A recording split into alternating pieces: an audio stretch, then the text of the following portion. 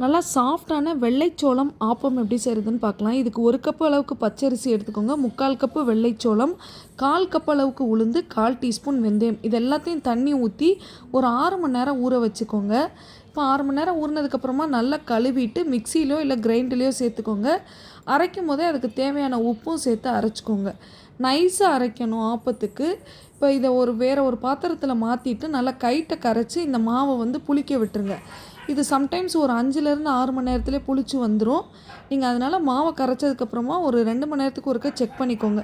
இப்போ மாவு நல்லா புளிச்சதுக்கப்புறமா இதில் கொஞ்சமாக தண்ணி ஊற்றி நல்லா தண்ணியை இந்த மாதிரி கரைச்சி வச்சுக்கணும். ஆப்ப சட்டியை சூடு பண்ணி அதில் மாவை ஊற்றிக்கோங்க.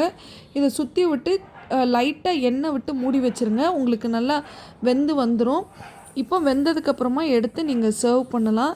டேஸ்டியான வெள்ளைச்சோளம் ஆப்பம் ரெடி. நீங்களும் கண்டிப்பாக ட்ரை பண்ணி பாருங்கள். வீடியோ பிடிச்சிருந்தது அப்படின்னா லைக், ஷேர் அண்ட் சப்ஸ்கிரைப் பண்ணிடுங்க. தேங்க்யூ.